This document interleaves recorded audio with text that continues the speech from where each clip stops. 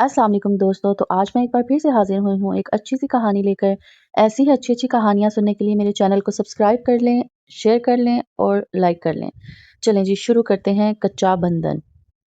नाजिया से मेरी बचपन की दोस्ती थी। 8वीं में थी कि अब्बू ने गांव से शहर में सुकूनत इख्तियार कर ली और हम जुदा हो गए। बीए के बाद मेरी शादी हो गई। ब्याह कर पिंडी चली गई और मुझे इसकी कुछ खबर ना रही। दोबारा इसके गांव जाना ना हो सका क्योंकि अब्बू ने वो जायदाद ही फरोख्त कर दी थी जो गांव में थी। वक्त गुजरता रहा, यहाँ तक कि 10 बरस बीत गए। मुझे अब भी अक्सर नाजिया याद आती थी। इस जैसी मुखलिस और प्यार करने वाली सहेलियां कम ही किसी को मिलती हैं। नाजिया की सबसे बड़ी खसूसियत ये थी कि वो सच बोलती थी और जिस बात को सच जानती इस पर डटी रहती। साफ गो थी और यही इसकी बड़ी खराबी मानी जाती थी, जिस बायस वो मुंह फट कहलाती थी। लेकिन वो हर अच्छी तरह से मिलने वाले पर जल्द एतबार कर लेती। ये आदत इसे ले डूबी। एक दफ़ा का जिक्र है कि मैं अपने शिराज को स्कूल दाखिल कराने गई। वहाँ अचानक बचपन की ये दोस्त मिल गई। स्टाफ रूम से निकल रही थी। मुझे देखकर ठिठक गई, जैसे कि इसे अपनी आंखों पर यकीन ना आ रहा हो। लम्हा भर बाद दौड़कर मुझसे लिपट गई। ज़ाहदा, ये तुम हो?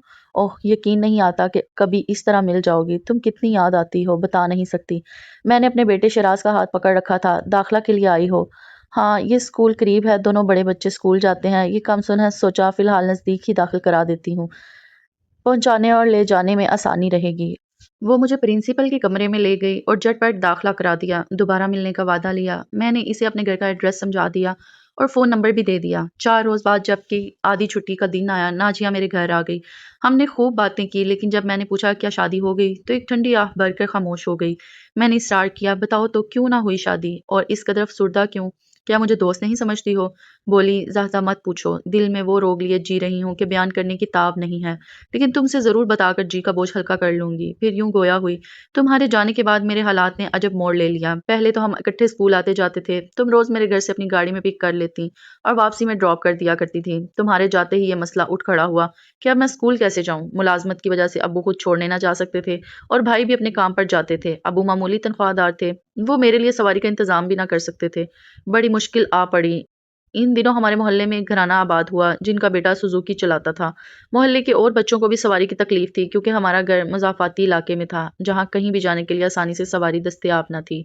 तभी मोहल्ले वालों ने रोज़-रोज़ की इस तकलीफ का ये हल निकाला कि सुजुकी चलाने वाले से बात की। यूँ ही इसके साथ माहाना किराया पर स्कूल के बच्चों के लिए मिल-जुल कर सुजुकी करवा ली गई।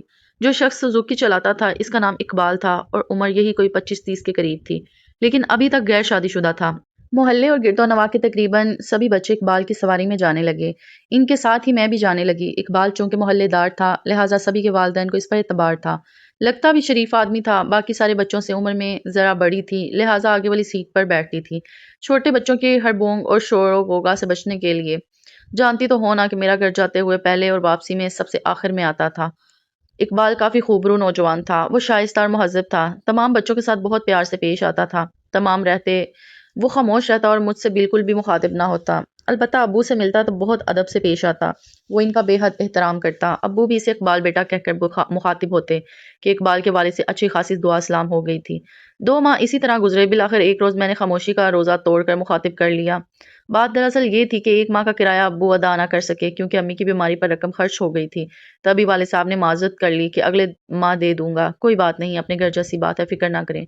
जब रकम हो तब सहूलत से दे देना। इस बार भी पैसे ना जुड़ पाए। तब मैंने इकबाल से कहा, अब्बू कह रहे थे कि 2-4 दिनों में ही इंतज़ाम कर देंगे। वो बोला, बिल्कुल फ़िक्र की बात नहीं है। मैंने माँगे तो नहीं हैं, क्यों परेशान हो रहे हैं? हमने एक बार बात कर ली तो बस फिर आड़ बाकी ना रही। अब जब सब बच्चे उतर जाते और मैं आखिर में रह जाती, इकबाल खुद मुझे मुखातिब होता और मेरे घरेलू हालात पूछता। मैंने इससे कुछ ना छुपाया। सब बता देती कि अब्बू बड़ी मुश्किल से खर्चा पूरा करते हैं, इनकी तनख्वाह कम है और भाई पढ़ रहा है। अम्मी बीमार रहती हैं, हम लोग तंगी से ज़िंदगी बसर कर रहे हैं, वगैरह वगैरह। इस पर वो कहता, अच्छा नाराज़ ना चाचा नाराज़ ना हो जाएँ, वरना मैं तो यही चाहता हूँ आपसे किराया ना लूँ। आखिर मोहल्लेदारी है, कुछ हकूक़ तो होते हैं और कुछ हमारा भी फ़र्ज़ बनता है। ऐसी बातें सुनती मगर घर में ना कहती, कहीं अम्मी, अब्बू या भाई बदगुमान हो ना हो जाएँ। ज़रूर वो सवाल करते कि वो तुमसे ये बातें क्यों करता है, बल्कि बात ही क्यों करता है। वो तो इसे नहायत शरीफ और भरोसे का आदमी समझते थे। वो भरोसे का आदमी था। तमाम मोहल्ले वाले इस पर भरोसा करके अपने बच्चे इसके सपोर्ट करते थे। एक रोज़ मैंने पूछ लिया, आप सारे बच्चों से प्यार करते हैं, क्या आपके अपने बच्चे हैं? इसने बताया कि मैं शादीशुदा नहीं हूँ, लेकिन मुझे छोटे बच्चे अच्छे लगते हैं, इस वजह से इनसे प्यार करता हूँ। आपने अभी तक शादी क्यों ना की? मेरी भी एक कहानी है। दरअसल मैं एक लड़की को पसंद करता था। وہ ایک غریب لڑکی تھی اور اسکول میں ٹیچر تھی۔ میں نے اسے حاصل کرنے کی سر توڑ کوشش کی، لیکن اس کے گھر والے نہ مانے۔ انہوں نے رشتہ دینے سے منع کر دیا کیونکہ اس کی منگنی اپنے چچا زاد سے ہو چکی تھی۔ مجھے بہت قلق ہوا۔ آخر کار میرے ابا جان نے سمجھا بجھا کر مجھے خاموش کرا دیا۔ اس لڑکی کا نام ماں ناز تھا۔ اس نے قسم کھائی تھی کہ وہ میرے سوا کسی سے شادی نہ کرے گی، لیکن والدین نے اس کی ایک نہ چلنے دی اور زبردستی اس کے منگیتر سے شادی کرا دی۔ اس نے کہا تھا کہ میں شادی کے بعد یہ بندھن توڑ کر تمہارے پاس آ جاؤں گی، لیکن دن مہینے اور مہینے سالوں میں گزر گئے اور وہ نہ آ سکی۔ اس کے انتظار میں شادی نہ کی۔ بالآخر گھر والوں نے مجبور کر دیا اور میری منگنی رشتہ داروں میں کرا دی، لیکن میں ابھی تک شادی سے گریز کر رہا ہوں۔ شاید کبھی ماہناز آ جائے تو اسے کیا جواب دوں گا۔ اب تک ماہناز کو نہیں بلا سکا۔ دل کسی اور سے شادی کرنے کو نہیں چاہتا۔ سخت تکلیف میں ہوں اور اپنی تکلیف کی کسی کو بھی نہیں بتا سکتا۔ آج نہ جانے کیسے تم کو بتا دیا۔ یہ کہتے ہوئے اس کی آنکھوں سے آنسو ٹپک پڑے۔ میں نے اس کے چہرے کی طرف دیکھا۔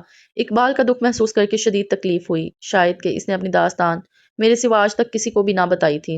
حالانکہ ان دنوں میں 9ویں جماعت میں پڑھتی تھی اور میری عمر بمشکل 14-15 سال ہوگی، پھر بھی اس نے مجھے اس لائق سمجھا کہ اپنا رازداں بنا لیا اور میں بھی اس کی غمگسار بن گئی۔ مجھے لگا کہ میں بڑی ہو گئی ہوں، اس قابل ہو گئی ہوں کہ کوئی اپنا دکھ میرے ساتھ بانٹ رہا ہے۔ وہ تو اپنوں کا ستایا ہوا تھا اور میں حالات کی ستائی ہوئی تھی۔ ہمارے گھر اچھا کھانے کو نہ تھا اور نہ اچھا پہننے کو، 20 نوالے ہی گنے چنے مل جاتے تھے تو روز و شب گزر رہے تھے۔ اب میں بھی اپنے حالات، اپنے دکھ اس کے ساتھ شیئر کرنے لگی۔ اسے سہارا چاہیے تھا، مجھے بھی سہارے کی ضرورت تھی۔ ماں بیمار تھی، ابو خرچہ پورا کرنے کی الجھن میں رہتے، بھائی بات نہ کرتے اور بہن کوئی تھی نہیں جس سے دل کی بات کہتی یا سنتی۔ ایسے میں ہر روز اقبال کا مختصر سا ساتھ میرے لیے کسی نعمت سے کم نہیں تھا۔ میری کوئی سہیلی نہ تھی زیادہ تمہارے سوا۔ تمہارے جانے کے بعد بھی میری کوئی سہیلی نہ بن پائی تو میں نے اقبال کو ہی سہیلی جیسا مان لیا، کیونکہ وہ پختہ ذہن تھا اور میرے کم سن ذہن کو اس کی سوچیں اپنی گرفت میں کر سکتی تھی۔ وہ یوں اداسی سے اپنی ماہناز سے جدائی کا تذکرہ کرتا کہ میرا دل اس کے دکھ کو محسوس کر کے تڑپ جاتا۔ سوچتی تھی کیسے اس کا دکھ دور کر دوں۔ کاش میں ہی وہ لڑکی ہوتی، تب اس کے درد کا مداوا بن جاتی۔ وہ اتنا ہمدرد تھا کہ ہمارے حالات کے بارے میں کرتا اور فکر مند رہتا، کوشش کرتا کہ ہم کو اس کی سزوکی کا کرایہ نہ دینا پڑے۔ 2-3 ماہ گزر جاتے تو ہرگز تقاضا نہ کرتا، ابو رفتہ رفتہ قسطوں میں کرایہ ادا کرتے رہتے۔ اسی وجہ سے وہ میرے والد کی نظروں میں اور زیادہ پسندیدہ ہوتا گیا اور ان کے دل میں گھر کرتا گیا۔ والد اسے بیٹھک میں بٹھا لیتے، چائے پلاتے، ادھر ادھر کی باتیں ہوتی۔ والد صاحب اس کی باتوں سے متاثر ہوتے۔ اقبال باشعور، سلجھا ہوا اور نیک خیالات کا حامل تھا۔ میں دل ہی دل میں اسے چاہنے لگی، ہمدردی چاہت میں بدل گئی، لیکن اظہار نہ کرتی۔ ایسی لڑکیوں کو بری نظر سے دیکھتی تھی جو عشق و محبت کے چکر میں بدنامی مول لے لیتی ہیں، لیکن جب وہ ماہناز کا ذکر کر کے افسردہ ہوتا، مجھے اس پر بہت ترس آتا۔ ایک روز اس نے خود مجھ سے اظہار محبت کر دیا، تب بہت پریشان ہوئی۔ میں نے اقبال سے کہا کہ آپ منگنی توڑ دیں۔ بولا یہ ممکن نہیں، تو پھر پہلے میرے ساتھ شادی کر لیں، بعد میں اپنے مغیتر کے ساتھ بھی کر لینا۔ رشتہ لائیں گے تو میرے والدین راضی ہو جائیں گے۔ آپ یہی بتانا کہ منگنی ختم کر دی ہے، میرے ابو آپ کو پسند کرتے ہیں۔ تسلی دی کہ ہاں ایسا ہی کروں گا، لیکن ایسا کچھ نہ کیا۔ 10ویں جماعت کے پرچے ہونے والے تھے، 15 دن کی ہم کو چھٹیاں ملی امتحان کی تیاری کے لیے۔ تبھی اس کے گھر شادی کی تیاریاں ہونے لگی۔ شادی کا کارڈ ہمارے گھر آیا تو سن رہ گئی، جیسے کسی نے مجھ پر بم گرا دیا ہو۔ ایسا لگا جیسے دنیا ختم ہو رہی ہو اور جیسے یہ میرا سفر آخرت ہو۔ اب تو چھٹیاں تھیں، مل بھی نہ سکتی تھی۔ چھٹیاں ختم ہو گئیں، ان کی شادی کو 1 ہفتہ ہو گیا تھا۔ مجھے اسکول تو جانا ہی تھا۔ 10ویں کا امتحان تھا، کوئی مذاق نہ تھا۔ پہلے روز جب سب بچے سوزوکی سے اتر گئے اور میں اکیلی رہ گئی تو کہا، سنو ناجیہ، مجھے وہ لڑکی بالکل پسند نہیں جس سے میری زبردستی شادی ہو گئی ہے۔ میرا اس کے ساتھ گزارا مشکل ہے۔ 2-3 ماہ میں ہی دیکھ لینا، میں اسے طلاق دے دوں گا، پھر شادی تو تم سے ہی کروں گا اگر تم راضی ہو جاؤ۔ بمشکل پرچے دیے۔ آخری پرچے کے دن جب سوزوکی میں بیٹھی تھی، دل رو رہا تھا، چہرہ اترا ہوا اور آنکھیں نم تھی۔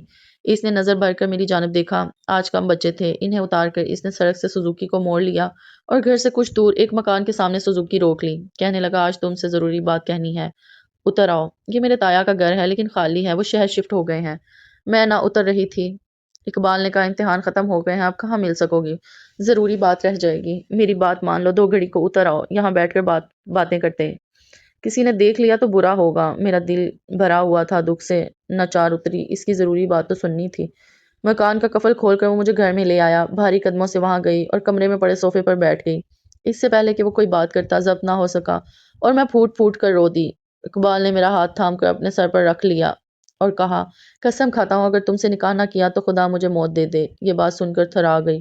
بولا، ہم چھپ کر نکاح کریں گے، جب حالات سازگار ہو جائیں گے تب تم کو لے جاؤں گا اور ساتھ رکھوں گا۔ پہلے سبینہ کو طلاق دینے کا مرحلہ طے کر لوں، ویسے میرے ماں باپ تم کو قبول نہ کریں گے، سوچیں گے تمہاری وجہ سے طلاق دے رہا ہوں۔ میں رو رہی تھی، مجھے چپ کراتے کراتے وہ جذبات کے طوفان میں پھنس گیا۔ ہم بہت نزدیک آ گئے اور پھر طوفان تو طوفان ہوتا ہے، سب کچھ بہا لے جاتا ہے۔ افسوس کے سوا کچھ نہ رہا۔ اس نے مجھ سے خفیہ نکاح کر لیا، اس وعدے پر کہ جب تک وہ اجازت نہ دے گا میں اپنی اور اس کی شادی کا راز افشا نہ کروں گی اور نہ اولاد کو جنم دینے کی خواہش کروں گی۔ میں نے ہر شرط کو منظور کر لیا، کیونکہ جسے من کا مالک مانا تھا، تن کا مالک بھی وہی تھا۔ وقت گزرتا گیا، میں نے ضد کر کے پڑھائی جاری رکھی اور ہر رشتے سے انکار کرتی رہی۔ اس راز کو مگر افشا نہ کیا کہ میں اقبال کی منکوحہ ہوں۔ تعلیم مکمل کرنے کے بعد اسکول میں ٹیچر لگ گئی۔ یوں 10 سال گزر گئے۔ اقبال نے نہ تو میرے نکاح کو ظاہر کرنے کی اجازت دی اور نہ پہلی بیوی کو طلاق دی۔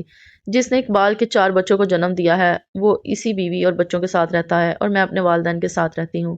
اقبال نے ہی میرا تبادلہ گاؤں سے شہر کرایا ہے تاکہ میں اس سے مل سکوں۔